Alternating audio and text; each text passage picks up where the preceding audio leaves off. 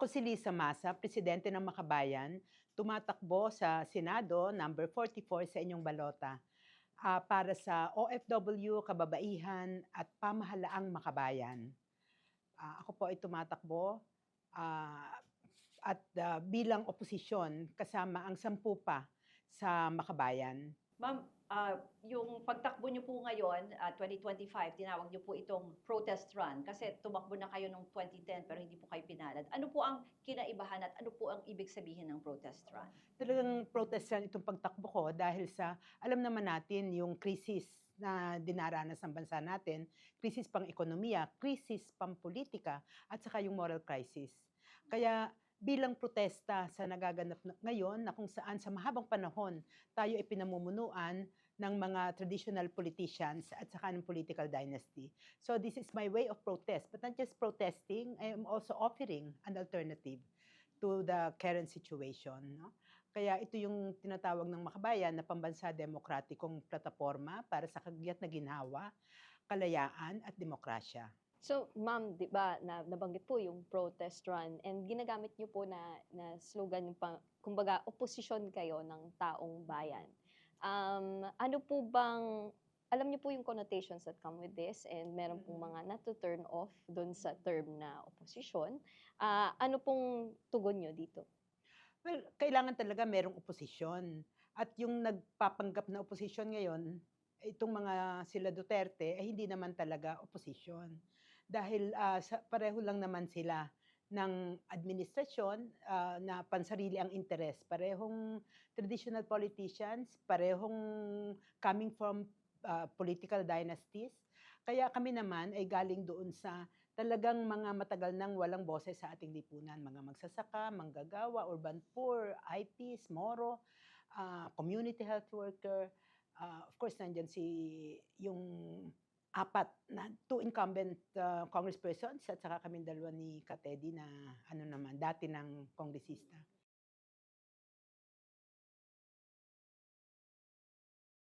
Hindi naman kasi kasi tingin ko ay napakaimportante nung kampanya para maisiwalat din namin yung aming programa 'no. Ito yung National Democratic Program at palagay ko ay para sa mga taong bayan importante rin na lagi kaming niig sa kanila 'no.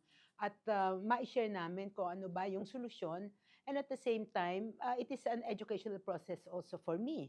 Dahil pag-ikot ko nalalaman ko yung mga problema nila, ng mas detalyado, mas konkreto.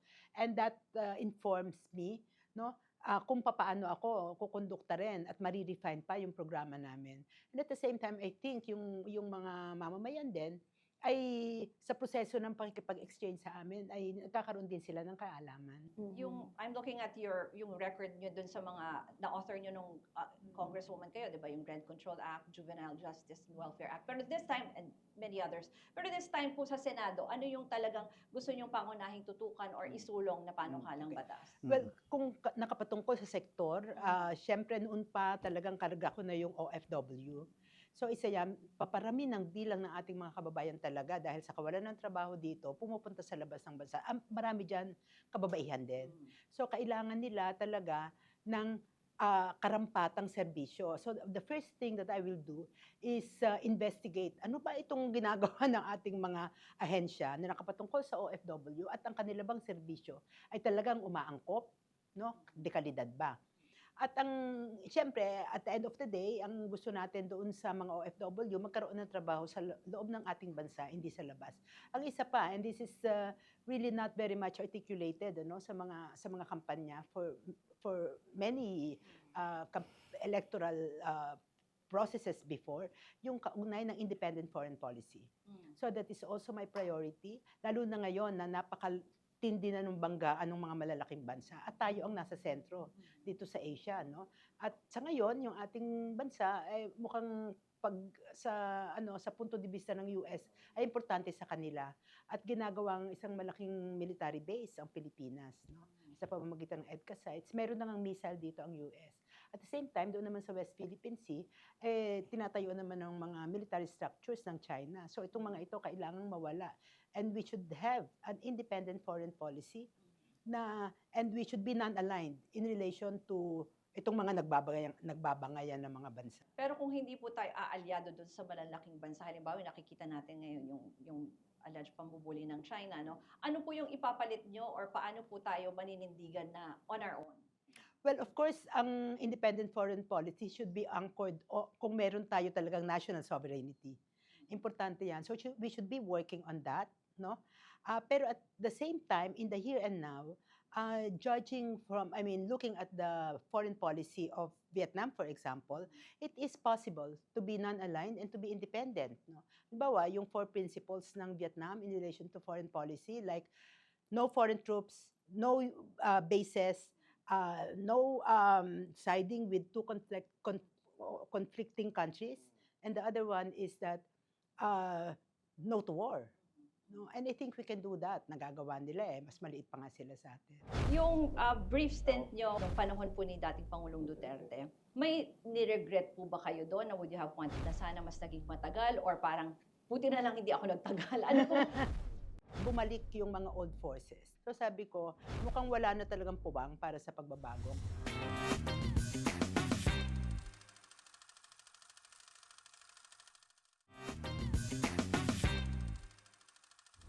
Brief stint nyo with the government as National Anti-Poverty Commission head nung panahon po ni dating Pangulong Duterte, parang isa kayo sa mga kinuwang kinatawan ng leftist.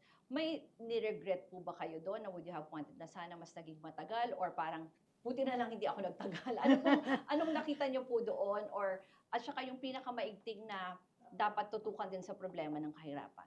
Well, siguro yung pangalawa, no, dapat talaga hindi ako nagtagal. Kasi in the first place, the original objective, kung bakit ako nandoon, nawala na. No? Kasi yun nga, yung kailangan nating mag-work para sa pagbabago, i-address yung poverty, kasi nandun ako sa National Anti-Poverty Commission. Pero anong nangyari, bumalik yung mga old forces. Bumalik si ERA, bumalik si GMA, bumalik ang mga Marcoses. So sabi ko, mukhang wala na talagang puwang para sa pagbabago kung ibabalik ang mga ito. And at the same time, inihinto yung peace talks, to which I'm really very eager to help in that process.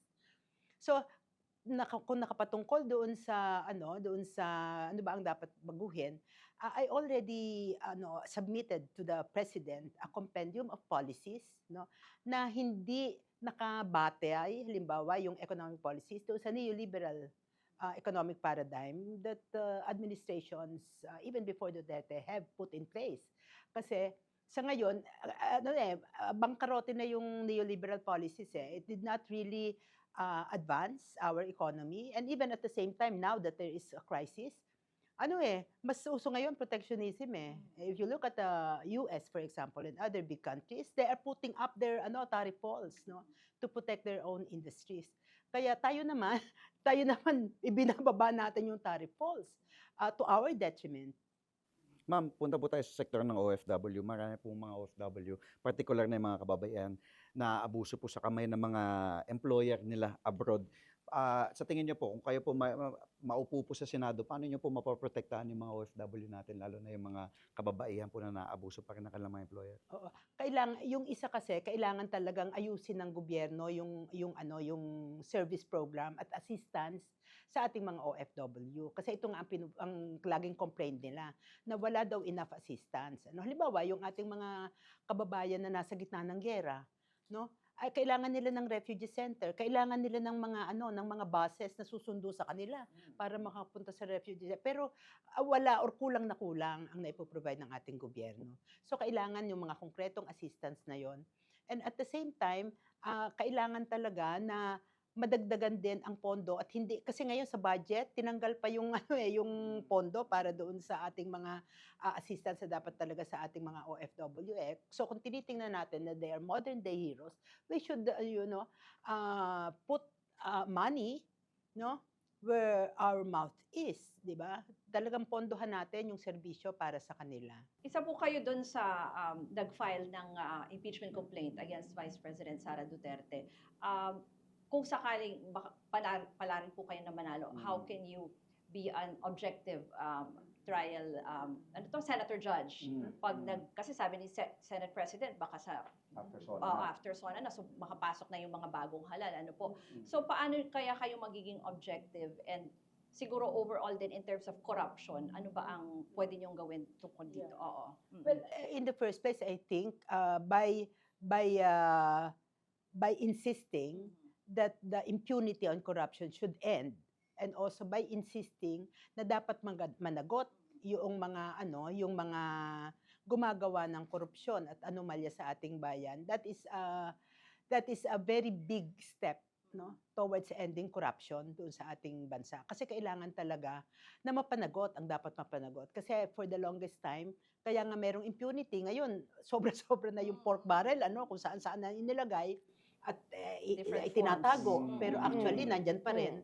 Kaya nagkakaganon kasi hindi napaparusahan yung mga gumagawa ng anomalya, no, at korupsyon sa ating bayan. And I think ang kailangan nating ma-appreciate sa impeachment process is yung hustisya na kailangan ng taong bayan sa ngayon, dahil yung ginagastos, winawaldas na pera ay pera ng taong bayan, no. Kaya kailangan talagang isipin natin sila more than anyone else or anything else, yung taong bayan na nagkaroon ng inhustisya sa kanila. Pangalawang takbo nyo na po ito sa Senado. Again, hindi po pinalad noon. So why try again? Bakit po kayo dapat iboto this time around? Sapagkat kailangan po ng ating bansa ngayon yung mga tunay na at may track record ng pagsisilbi sa bayan. Kailangan pong wakasan na yung political dynasty at saka yung dominance ng mga traditional politicians sa ating politika, sa ating Senado. Kailangan pong ako po mayroong track record ng pagsisilbi. I'm proud of my legislative achievements, lalo na sa mga kababaihan. And I think I will carry that, but I will carry that forward. No? Marami pa pong kailangang gawin, lalo na sa usaping pang-ekonomiya at saka doon sa ating relasyong panlabas. And I think dapat napaka-timely. We are at the crossroads right now. No? At nandoon ang ating mga taong bayan para sila ay magdesisyon kung pananatiliin ba nila ang ganitong sistema o nandito ang isang opsyon. Kami po sa Makabayan na naghahapag ng pambansa demokratikong agenda para sa kagiat na ginhawa, kalayaan at demokrasya. Ma'am, maraming salamat po sa Thank you. oras niyo. Thank you po. Maraming salamat Thank you. po, ma'am. Maganda yung interview kasi maraming itinanong sa akin at meron akong pagkakataon na talagang masabi ko yung mga gusto kong sabihin na nakapatungkol sa aking track record, sa aking programa at sa legislative advocacy.